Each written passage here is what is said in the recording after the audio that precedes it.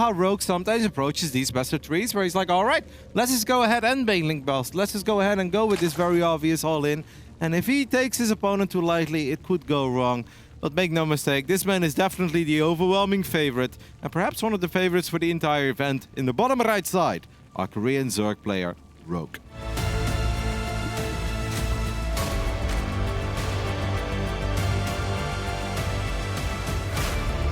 And over in the upper left-hand corner of the map from Alpha X, we've got our Protoss player, Nice.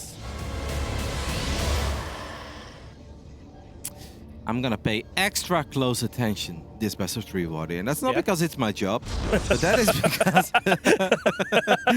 is because I have been you know, having some fun with making a power ranking. It's just something I like to do in my spare time because I like rankings, and I know that a lot of fans and some of the players like reading it too. And I had a really hard time placing Nice because it was a foreigner only power rankings. Is something, like I said, I like to do for fun, nothing big about it. But I was like, damn, like I don't want to underrate him, but I also don't want to put him too high. Like it can be Protoss bias or me just kind of being a fan of the way that Nice plays, because a lot of the things that Nice does are actually a bit similar to how I like to play StarCraft 2 as well. Now obviously I do it at a much lower level than Nice does, but I like some of the simplistic approaches he has to StarCraft, because he can cut a lot of corners and get to a very strong stage of Protoss quite early into the game. No, I actually have really enjoyed watching Nice play because he's been surprisingly fun to watch, right? You know, he's not just doing what everybody else does all the time. Sometimes he likes to be a little bit more aggressive as well, which I find is pretty fun. No, I'm with you. I really do feel for Nice though that like him trying to make things a bit weird when he's going up against Rogue, who kind of likes playing it weird anyway. I feel like that's sometimes where this series maybe backfires for Nice as well. I would love to see him at least one out of these potential 3 games skip Warp Gate. I've seen him do it. I've seen him do it. Just straight +1 air weapons, and then he just goes triple Stargate, and he tries to hit some weird carrier, Phoenix, Void Ray timing. And if Rogue does misread it, if he does make a few too many basic units, he started Warp Gate, by the way, then he cancelled Warp Gate, then he made a Stargate. That's actually kind of funny. Now, obviously, normally when you want to go Stargate, I guess you build the Stargate before Warp Gate. And now it was just to freak Rogue out, I guess, for a split second. But I don't know if Rogue is really too phased by any of this. Yeah, Rogue's probably like, oh, you want me to watch your Cybernetics core? Nah, I got better things to do in my time. Yeah, I mean, Rogue probably, if he sees that Wolf Gate cancelled and restart, he just assumes the tech structure goes down. And what's it going to be? It's got to be a Stargate in that situation because anything else needs the Wolf Gate to work. So, yeah, I don't think Rogue's going to be all that worried about this. We just have an attack making its way in and will actually cancel a shade out. So going for drones for the small building. Keeps 2 alive, and now a second drone just doesn't go down. Good micro there by Rogue, but I still think this was actually an acceptable depth. You got a drone kill, 2 drones morphed into spore crawlers for a split second. All 16 drones were not morphing, not mining. If Njal could just show us the income graph for a split second, you can really see that this kind of messes up your initial Zerg build order. This is obviously not game-ending damage, but I think I'm okay losing in a depth for dealing that amount of damage. Definitely slows you down a little bit as we have our first Forger out, of course. It's going to go straight for removing this Overlord and hence removing further vision in this game for Rogue, who is just not going to get that probe, so it slips away. But of course, that's a bit of a delay on what might have already been the third going down. You can see Nice had 500 minerals there for a moment. Finally gets the third base to build. But yeah, nice little delay. Forger has to stay at home to defend as this Oracle comes up. It's just kind of hard to, in general, say how good Nice his PvZ and PvT is, because when he's duking it out in his own region, he's obviously most of the time going up against Haas, and they really have very cool series. It's like 4-3 for you, 3-4 for the other guy, and this just goes back and forth. And we know that they're both good PvP players, but you don't exactly know where the PvZ of Nice is always at. There were moments where he was putting up some really good results against some of the decent European Zergs, but over the last few months, he's actually been dropping a lot of series where it's like, well, if you lose against these guys, and then we're not talking about the top tier Europeans, but the tier below, it's like it's gonna be hard to take out Rogue here. But hey, hopefully Nice has been going back to the drawing board, and he's got something special in store for us today. This is all going to line up, and Rogue does, of course, pull away. Does get 2 drones caught, but still very minimal damage, really. As that Oracle turns that around. Our melee upgrade, our Baneland Nest, all the Lane Bane to set us up, and this Oracle took a bit of an adventure past a couple Queens. And that's the kind of damage that does add up over time. It just makes it a little bit more vulnerable, that Oracle, further down the line. course, that second Stargate he is about to be finishing, and that means more Void Rays, but then he actually goes Twilight and Robo really quickly after. He actually cancelled the second Stargate. It was moments from finishing up. He changes his mind and goes Twilight Robo, something he saw with that Oracle, perhaps. Yeah, not bad, I guess, against Zerglings with +1 melee. I mean, Ling Bane alone, yeah, you can take out Zealots and Archons, but then you truly need an overwhelming economy as a Zerg, or just phenomenal engagements. Maybe Nice feels like there is a little window for him to hit with just a couple of Gateway units of Warp Prism, a couple Archons, and where Rogue has nothing else to work with other than Queens, Lynx, and yeah, Banelings perhaps. I can see it happen. Yeah. I can get behind it for sure as that fourth hatch starts up as well. That Void Ray though, nice. Yeah, you can get cancelled on that right away. Drone just goes down too. Nicely placed there from Nice. I mean, works out great. Like, he's doing all the little things correctly so far. Recheck what's going on with this Oracle. That's okay. Not one of the little things that went well. No. That was on a suicide mission, but yeah, look at the delay that this Void Ray caused too. That's another solid 25 seconds. Now there is a Roach one going down, and I wonder if he's immediately gonna fire up Roach speed, or if this is more like a safety Roach one just in case I need it.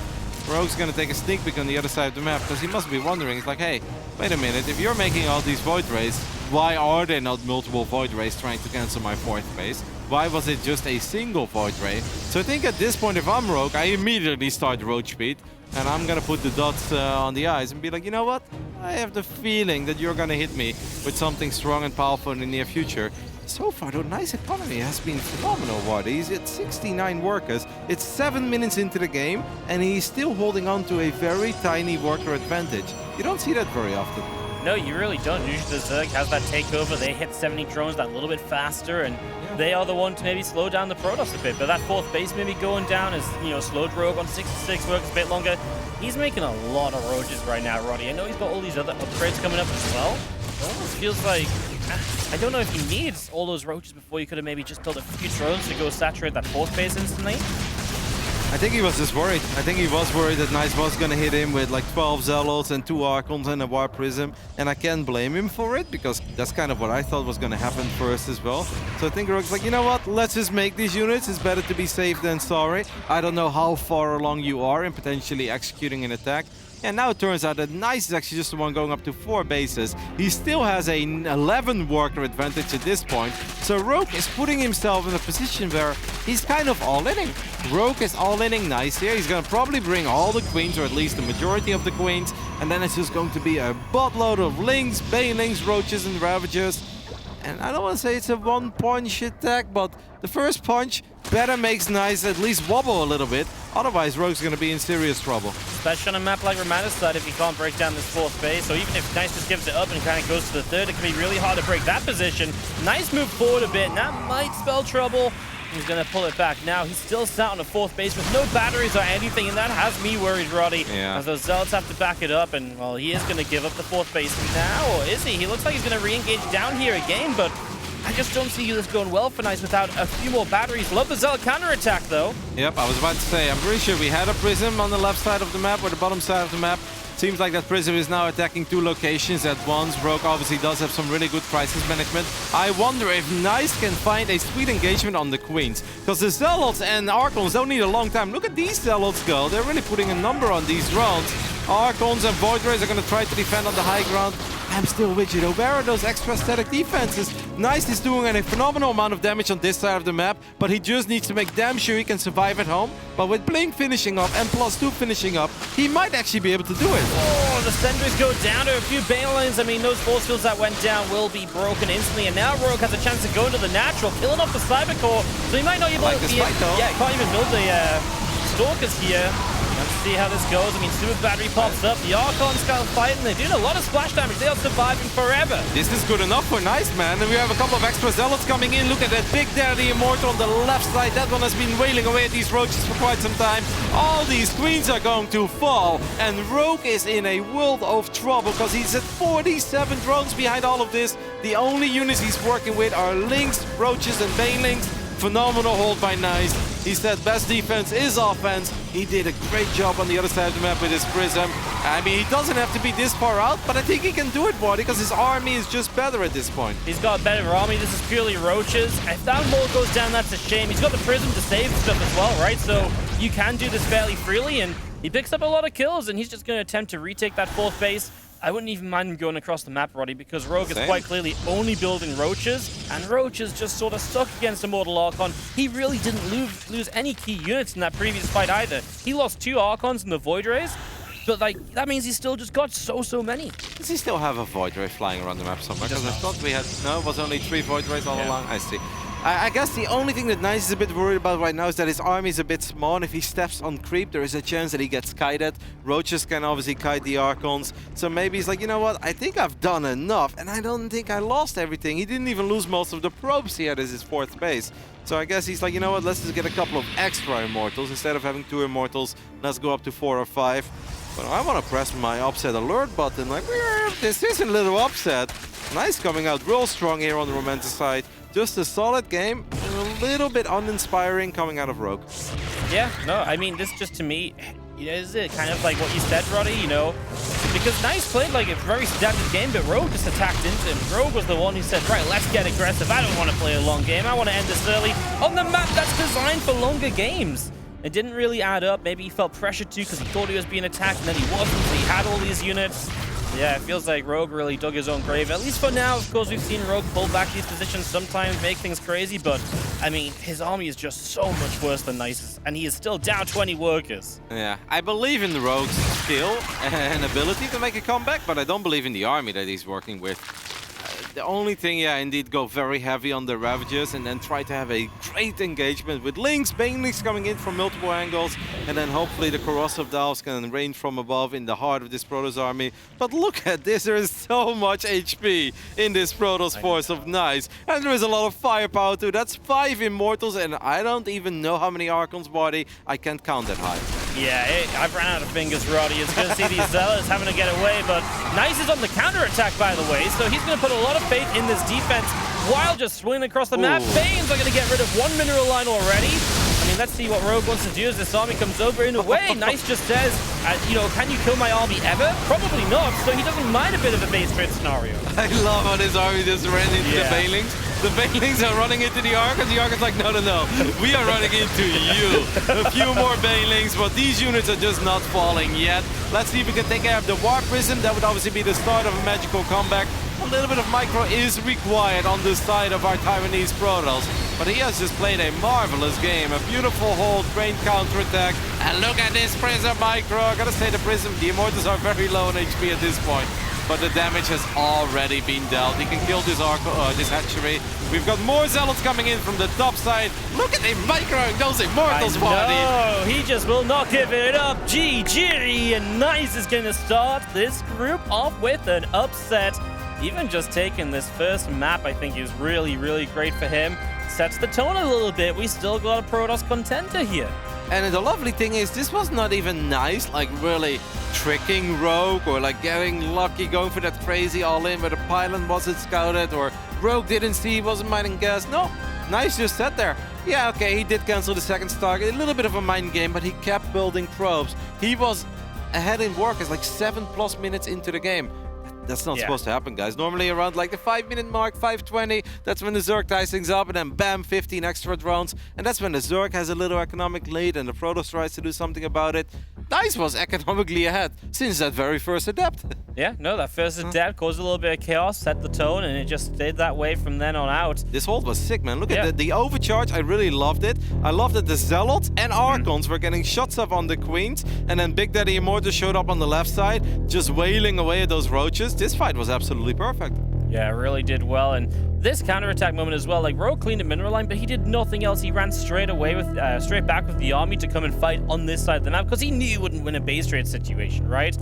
And so he came back home to defend, but that army was just never going to die. So it was a great way for Nice to actually force a fight where Rogue can't just be like, no, try and fight me here, try and fight me there, and try and use the mobility. No, Nice was just having absolutely none of it. And he's going to go up a map against Rogue. I mean, Rogue's going to have to come up with something a little bit more interesting because it just felt like Nice kind of played him like them little things that's all of a sudden Rogue's just like, well, he just doesn't have the units. He's been building too many units. Doesn't have those drones. Just nothing really kind of got going for him. No, it also to me felt like a little bit lackluster out of Rogue, where it's like, I have a bunch of links. He ran around a couple times, but this is Romanticide. It is the most defensive map of them all. It's like, you are rarely gonna just walk into a middle line. It's like, oh no, no units, no wall off, no batteries. Like, wow, this was a great counterattack. Yeah. It just doesn't really happen because there is nothing else happening on the map. Like, these kinds of run-bys deal damage if we are indeed fighting at multiple locations at once. None of that happened, so instead, this man is now down 0-1, and that is definitely a little bit surprising, but he is a tournament champ. We know that he can bring it back. It is our Korean Zerg player representing Dragon Phoenix Gaming. It's Rogue. Looks a bit annoyed. Yeah. He's not happy, as this man in the top right-hand side is taking the 1-0 lead for Alpha X. It's nice.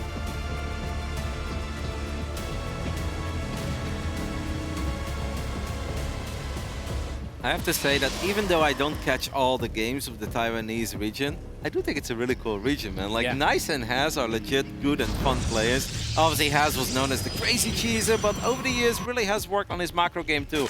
It's still kind of funny how he's incredibly good at some parts of the game and then a little less good at others, but it's very obvious that these two Protoses are good. I really like Rex as well. He's just such a spontaneous, nice, happy dude. It's really fun to watch the Taiwanese dudes go at it, and I do feel in Europe we sometimes underrate them a bit because we don't see them all the time, and we obviously know that the competition in Europe is fierce, but I've said this many times, I wish that Nice would spend the summer in Europe so he could play the weekly every Monday. He'd have some proper runs, I'm sure of that. He would go deep a few times at least, for sure. No, he is that kind of player that can absolutely do it. You know, I love it when you mention Haas as well, because for me, Nice was like a mini Haas for a while. He like replicated his playstyle. He played crazy, he played wild, he was cheesy, and he also kind of followed in Haas's footsteps when Haas was like, you know what, I'm going to learn a macro a bit more. And Nice was like, yeah, me too. And over the last year or so, Nice has actually become almost the top Taiwanese player because we see him in these events more than we do Haas lately. But they are close. They're still like 4-3s. Every time it's a close, it's a fun, crazy series. And you know what's really funny as well is that we always do the DreamHack StarCraft 2 Masters Europe after time on the wraps up. And whenever they have their final day, we're always delayed. Guarantee 100 of It's like the Protestants are heading into Game 6 right now. I was like, well, yeah, this happens like every season, guys. It turns out that those two guys are very evenly matched. Really curious to see what Rogue has in store for us here in Game 2. Oxide is, of course, a smaller map. A map where we have seen a lot of Queen Roach aggression. It is going to be a Stargate once more coming out of Nice. Double Stargate this game, Waddy? Maybe. I don't know, man. After he cancelled it last time, I thought it was like finished as well. I was just convinced it had finished up. And I was like, okay, here we go. But then the Twilight Robot was down. I was like, wait a sec, what? It doesn't exist? Yeah, no, I mean, definitely a possibility. Oxide, a little scary for dealing with the Queen Walks and stuff though, right? So you got to be a little cautious if you're going to go double Stargate in it and making sure you have the stack defense ready. That's the only thing I maybe was worried about still for Nice that last game. He held with like minimal stack defense, like one really good battery. But if like Rogue hit something a little bit faster and he wasn't prepared for that, that could be deadly. You know what was sick as well is that he had one Voidra on the other side of the map and he still got that crucial cancel on the 4th base. Now it wasn't a hatchery that was halfway done, but it's still super annoying for Zerg. You plant that hatchery, you've got 6 queens ready to protect that hatchery against the 4 or 5 Void Rays. No, then there is one Void Ray there before your queens are there. Your hatchery gets cancelled, you end up losing the drone too. Those 20 seconds, they do really make the difference if you want to hit a big attack later on yourself. Yeah, that's the kind of, it's the little things early that add up so much later on and can absolutely be so influential as you just see pretty much the same opening from Nice this game. Void Ray, Oracle, his Warp Gate started after the Stargate once again, really just mimicking game number 1 for the moment. And that Void Ray is going to protect the 3rd base. So yeah, really more of the same so far. Interested to see Rogue's approach. This doesn't strike me as much of a map to go melee upgrades and Ling Bane on initially. No. This is a much faster, let's play Roaches from the start. Maybe let's tech up a bit faster as well. If you're not going to Queen Walk, maybe aim for those Lurkers and those Hydras. If he goes +1 melee here, then I'd be stunned. I'd be like, what? Then it must be like some Queen Ling stuff or something very weird. But as you guys can see, there's already a Roach Warden going down. I also kind of feel like overall, I love the melee upgrades. It's not like Rogue really did anything with them last game, other than the fact when they eventually have +2.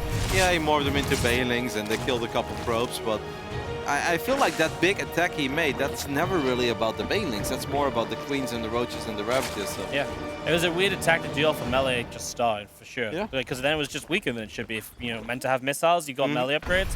And I wasn't even convinced because he was going like +2, +1 while he was beginning that attack too. Yeah. So he wasn't even fully behind the attack he stopped droning for. I think Rogue was just a bit tilted or something. I think he just truly assumed it was going to be double Stargate, and then when it wasn't, he's just like, what am I going to do now? He's like, all right, I know what I'm going to do. It's like, oh, turned out that wasn't the best thing I could have done. This game, it is going to be a Stargate with a very quick Robo. Nice definitely strikes me as the guy to go for a very quick double Stargate Robo Bay behind it. Potentially defensive disruptors. Obviously very powerful against queens and roaches. But then Rogue also strikes me as the kind of guy to build a Spire against this. As these queens went way deep off creep apparently. Yeah, they went on a bit of an adventure as this Oracle gonna come in, just drop the Revelation, just trying to keep track. You pretty much always want to know what Rogue is up to. Of course, Rogue wants to know what Nice is up to a bit as well. Overlord speed, going to be able to pull Overlords around despite the Void Ray count in this game. And yeah, I'm with you, Roddy. Like, that fast Robo should just be a Robo Bay, get some Disruptors out. And that does make it difficult to then do the Queen Walks or the Roach Aggression. And that can sometimes force that later game you're looking for as Nice. More queens on the way, and we do see Overlord speed being researched. I don't know if Rogue is a fan of a late German taxi. Yeah, like bring the queens across in the Overlords. Maybe. I mean, or it's just a follow-up scout, but I'm not totally sure. With Rogue, I always just kind of feel like he's going to be aggressive. Maybe that's not the case this time, as we do see 6 extra drones on the way. Could also just be for a little roach drop in the main base later on, just be annoying. I've seen that being pretty effective. But he's still building queens, 3 more on the way. Yeah, it's just non-stop queens, which, I mean, there's a lot of voids on the way, but the moment that you get to the disruptors... Yeah. Yeah. I honestly feel that Rogue is gonna make this game very hard on himself. I feel like if he would have dropped the Hydra then immediately, or he would have even dropped the Spire and just play 4 base, go into... I don't know how I feel about the, like, let's go quick hive all the queens. It's like, yeah, I can kind of get it. Queens are very good defensively, but I do think the queens are a lot of wasted supply. If the disruptor count goes up to 4 or 5, I don't care if it's 5 queens or 17 queens, the queens are just going to fall really quick. I see a 3rd Stargate from Nice, so he is not messing around when it comes to this air army. He wants a Disruptor or 2 to obviously help him survive any initial attack, but he is just going to build a mass of air units, and this Overseer gets to find that, so that's where the Overlord speed is. Just going to aid him that little bit. Overseer still goes down, mind you. Okay, roaches. Now there is a Spire, but we just had an infestation pit. Did he cancel the infestation pit? No, right? There's no way. Yeah, finished. Where is so it? It is just, yeah, it's in the 3rd base. Pathogen plants, alrighty. So he's just preparing for late game. Doing a little bit of everything, but why did we make all the roaches? Yeah, I mean, that's a fantastic question, Roddy. It's like roaches and zerglings on the way now, but at the same time, Evo Chamber and the hatchery, it really does feel that Rogue is just like thinking he's in Burger King or something, and he wants to have it his way, and he is just getting a little bit of everything. I have a hard time believing that he's really heading into something that is going to find a lot of damage in the near future. Maybe this is just to buy some time, and he's going to pick up a probe or 2. But this is starting to look more dire and dire for Rogue, in my opinion. I do like that he's going hive now. The Void Ray count is high, and obviously the best thing you could possibly do against a lot of Void Rays is to get some Vipers out. But this hive is, in a way, it's early, but it's actually late compared to the hives that we've seen out of Dark, that we've seen out of Rainer in some games. When they feel this is what they want to do against the Void Rays, you can get that hive a bit quicker. You definitely can. I'm terrified because, you know, this first round of Corrupt is just not going to be a match against those Voids. That Void Ray just gets out of there now. Yeah, I mean, let's see what ends up happening. He can fight this, no? Come on. Yeah, I think so. He loses that Void Ray from before. Too many free shots at this point. Maybe just afraid of the transfusions. Doesn't feel like trading out just yet.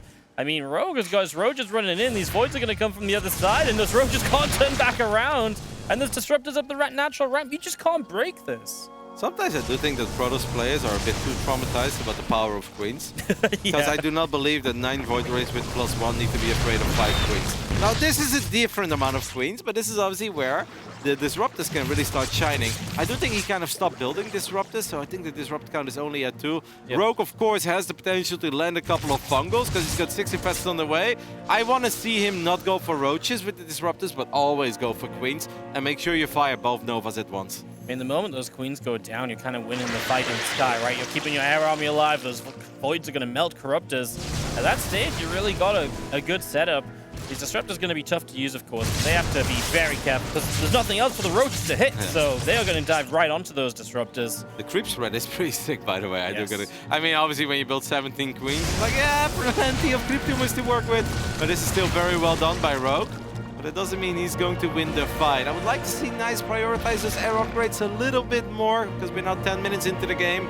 +2 is halfway done. I think that could have been a bit further along. Do you feel like Rogue needed to build that greatest fire? Do you feel like he probably could have just gone into like an upgrade straight away? Because I don't see anything you need Brood Lords for right now. It just doesn't really make sense. Instead, you could have +1 flyer attack, kill carriers a bit faster, or voids. I totally agree. Unless he just like, obviously the Brood Lords can keep spellcasters at bay, but this is not really one of these games where it's like Immortals, High Templars on the ground. So I definitely agree with you on that. I think +1 flyer attacks would have been slightly better.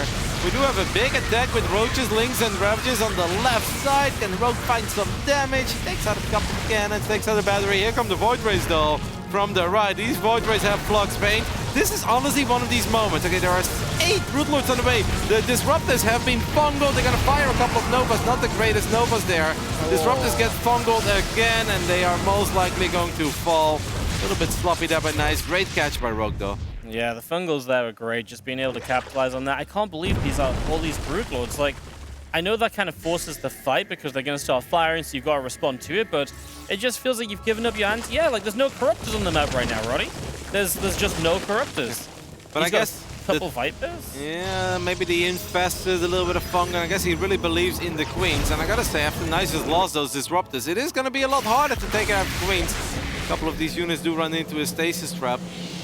Nice is kind of transitioning into the one army I feel like he shouldn't have transitioned into, because that's where the Brood Lords will shine. Yeah, them High Templars that are looking to come up here. No, I agree. I feel like just a few more Disruptors even could just be fantastic. You know, just 1 or 2 more.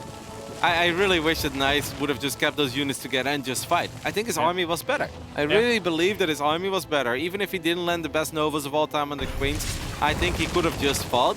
The longer you wait, the more Spore Crawlers will start showing up here. Now the Vipers are out, the Vipers are gaining some energy, carriers are gonna get abducted, and this is obviously where the Brood Lords can really shine, because the Brood Lords are a great counter to everything Nice is gonna get on the ground. Maybe just crank out that +3 air weapons and then A-click, but sometimes as a Protoss player, Wadi, we should be more shameless and just go for it. Believe that our army is better. Yeah, well, that's exactly what he's going to do as we attack on in. There are a lot of spores here. There's Queens of Transfuse. Here come the Infestors, which get massive fungals. I gotta say, though, the Parasitic Bomb didn't really land on very much at all. And Nice is absolutely trampling this army of Rogue so far. Microbial Shrouds are down. And to me, that may as well just be a GG. Like, everything just died, man. That was it. You said it. There's not enough anti-air. 4 or 5 Corruptors show up on the left side. Yeah, the Microbial Shrouds is going to keep the Queens alive for a little bit, but that's just not going to be enough. Really great splits on the Void Rays, right? The Parasitic Bombs. Nice made it look easy to keep those Void Rays safe. There are 15 Corruptors on the way, but guess what, buddy? These Corruptors have no armor. The Golden Armada is about to have +3. I like it, Nice. Like, yeah, you made all those gateways, you made a Templar Archives, but just believe in the strength of your army. Yeah, and he absolutely did. He went for it. He did not wait around. And this, at this point, is just very much so kind of an A-move composition. You don't need to do anything else because Rogue has no units. Nice 2-0 over Rogue. What a ridiculous